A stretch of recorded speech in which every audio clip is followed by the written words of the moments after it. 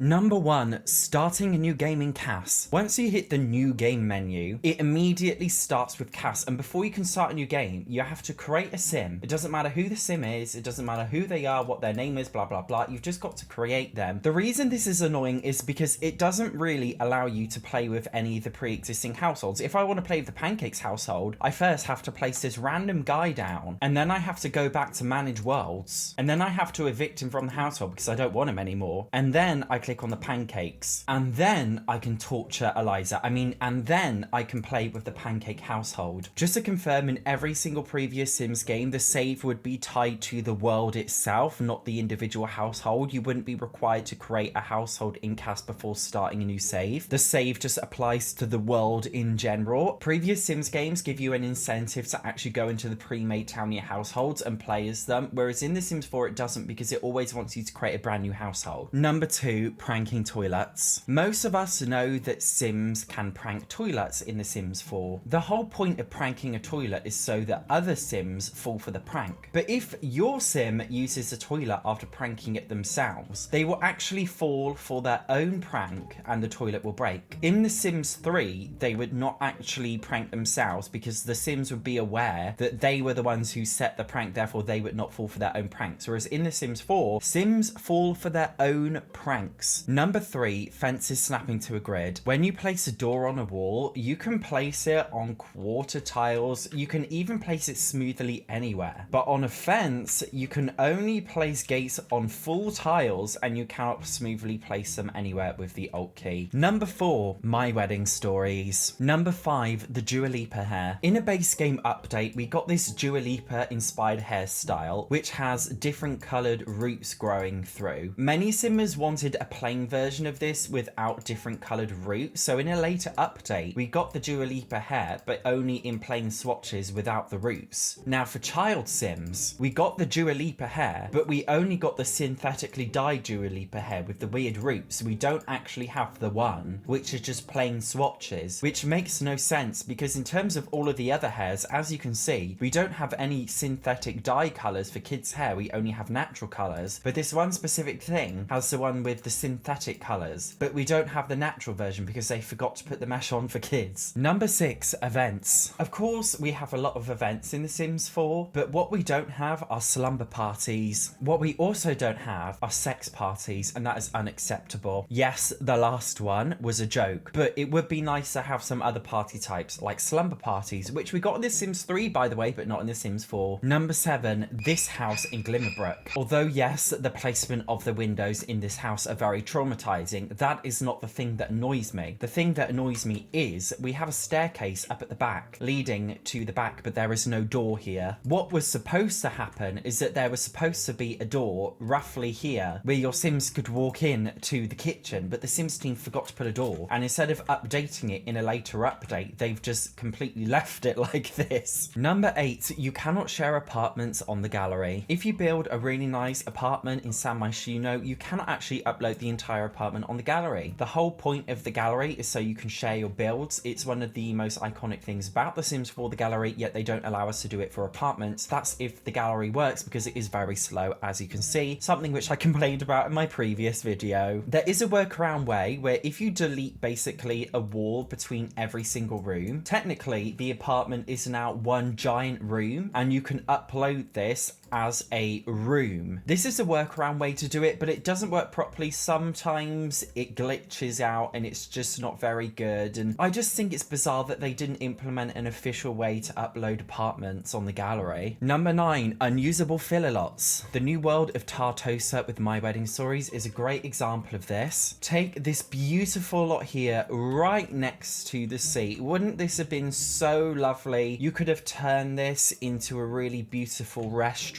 You could have a nice sim live there. Even all of the objects here are official objects that you can get and build by, but you cannot actually live in the build, even though it looks exactly the same as most other lots. You can walk up to this lighthouse here, but you can't interact with it. In the pets pack, you could interact with the lighthouse and you could woohoo in it, but not in the My Wedding Stories one. In the beautiful world of Henford upon Bagley, we have all of these houses which are not usable. Even in the usable area, here, we have all of these shops. The only interaction you can do is window shop. You can't actually go into the shops and buy anything. This beautiful windmill house here, can't interact with it. There's that saying, you can look, but you can't touch. And that applies a lot in The Sims 4 because you can look at all these very pretty things, but you cannot interact with them. Number 11, the lack of base game playground toys. This is basically all we've got. I mean, technically, these two items are exactly the same. They're just different meshes of the same thing. So if we remove one, we basically got two different items that your Sims could play on. Even with other packs, like what do we have? A swing set? There's not really that much for kids in The Sims 4. Number 11, terrain tools. One of the most popular kind of terrain tools to use are the ones which contain stone tiles. But when we use this, it uses the default grass from Willow Creek, the base game world, and it doesn't look very flattering in other worlds. I personally don't see why they couldn't have just given us the stone slabs and made the grassy bit transparent so we could use it in any world, but we currently don't have that, which means that a lot of these stone tiled ones are exclusive to certain worlds. The exact same for the flowers. If you want to do the flower swatch ones, they only use the grass from the base game worlds. Why couldn't we have just got them as a transparent object so that you can use it on any terrain or to automatically apply to the terrain that you're using is beyond me. Number 12, the museums. We have so many museums in The Sims 4, yet they don't really do anything, because when you go into, oh, excuse me, look at the lag. I think that was a complaint in episode 1. Link in the bio to part 1 if you're curious. I mean, just looking at this base game museum, look how empty it is. We've just got random paintings. We got some random sculptures and things, but there's nothing really going on. The whole purpose of a museum in a life simulation game is to put your collectibles, like Animal Crossing. The reason why I go into the museum is because I can put all my collectibles in there. Same for Stardew Valley, yet in The Sims 4, the museum doesn't really have a purpose. Number 13, curved walls. Curved walls were a very much anticipated feature, yet unfortunately fell flat. And that's because they are literally broken and do not work. And I've not seen a single Sims YouTuber use them and be happy with them. Even the really good ones who are very good at building have not been satisfied with curved walls. Number 14, you cannot remove a ceiling under a basement. Now, I know you're thinking, Satch, what on earth are you talking about? So let's say you're building a staircase that goes up. If you want to make the little floor gap bigger, most of us know that you can place a fence around it and then you can delete it and we have this gap here, which is great for making open staircases. On the other hand, if we try and do the same thing from a basement and you want to make the flooring around it bigger, what actually happens is you just get a layer of grass and you can't delete it, and it's very frustrating. Number 15, the Spa Day armchair's thumbnail. You're probably thinking, SatchOnSims, you are reaching. And yes, I am. The whole point of this video is random things that I hate, not big things, just random things. So taking a look at all of these armchairs, you can see that they're all swiveled on like a 45-degree angle, all facing the exact same way. Now, if we take a look at the Spa Day ones, as you can see, their thumbnail image is more at like a 60-degree angle, like it's tilted more than the other ones, if you know what I mean. I mean, if anything was to describe the title of this video, Random Things I Hate, it would be this, because it's very random, but it is equally very frustrating. Number 16, random townie outfits. Number 17, the constant notifications. Number 18, this base game hot tub. Number 19, vacation worlds. We've already seen a modder turn the vacation worlds into ordinary residential worlds, so I know they can do it. The Sims team have just kept them as vacation worlds. There's no reason for them to be a vacation / destination world, because you can have vacation rental lots in any world, rendering them pointless. There's no reason why my sim cannot live in Salvadorada or Granite Falls, or, okay, I don't want to live in Batu. That's the only one that I do want to leave as a destination world. Number 20, the misc category in build by mode. Every single category has a misc option, which contains tons of things which didn't fit in the other categories, and in every single tab, the misc option is just full of so much random stuff that they didn't bother to categorize in the right way. Like, why is a bin a misc appliance? It's not even an appliance. A mailbox, it's not even an appliance, yet in The Sims 4 it is a misc appliance. So is a punch fountain, it's a misc appliance. A wind turbine, a misc appliance. Guys, if you did not see part 1, check it out here. Otherwise, thank you for watching. See you in the next one.